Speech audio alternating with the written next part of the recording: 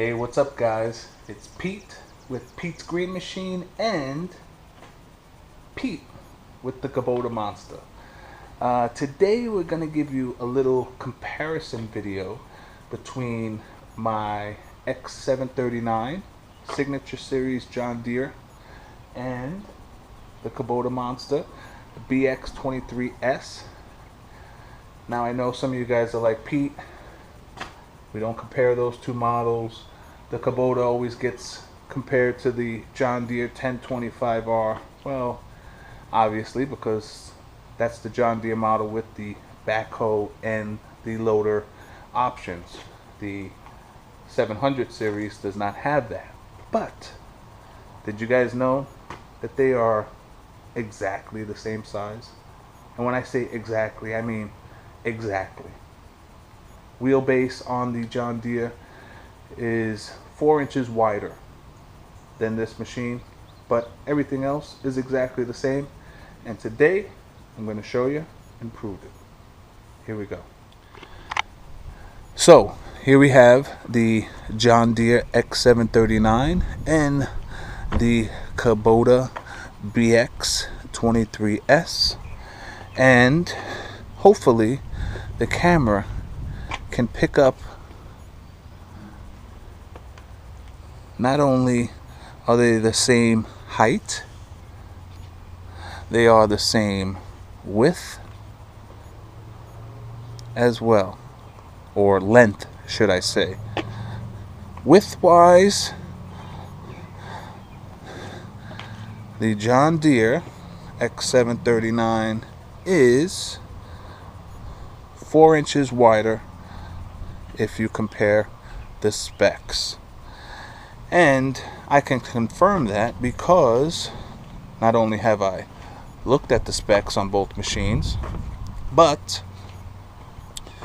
it all makes sense now listening to the guys in the groups, in the Kubota groups, talk about wheel spacers and making the machine a lot more stable.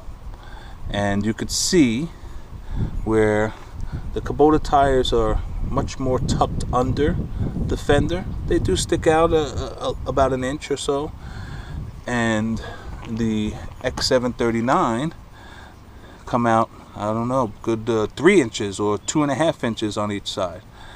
And the X739 is super stable on hills, sideways, up and down. And this, I don't have much experience with it, but the experience I do have so far going up and down hills, it's a little scary, to be perfectly honest with you. It's a little scary, and now I understand why BX owners put spacers in their wheels. And which I have 2-inch spacers. And once I install the 2-inch spacers on the BX, they should sit exactly like the John Deere sits right now. And I'm hoping to get that same stability out of the BX that I get out of the John Deere right now. Other than that, similarities aren't really that much. The frame is obviously a lot more beefier on the BX due to the loader and the backhoe. Not to say that this 7 Series John Deere doesn't have a sturdy frame to it, because it does. It's built like a monster as well, but it doesn't have to do the work that the BX does. Now, while you can put a front loader on the John Deere, and you can put a 3-point hitch also on the John Deere as well, you could see the difference in the frame here. While it's, not bad, pretty sturdy, it's definitely not this frame here. The machine's weight, hopefully I read it correctly, the BX without all its attachments is probably close to 500 pounds heavier than the John Deere Signature Series. So I thought this would be a cute, fun video to make because I knew that they were exactly the same size, and this is the reason why I came over to Kubota, because this machine fits right in my garage perfectly, even with the cab. And it was a machine that I'm comfortable with because of this machine. Because of the John Deere and the size of it, I knew that I was very comfortable with this size, and going bigger, I'm not sure if I would have been comfortable with it.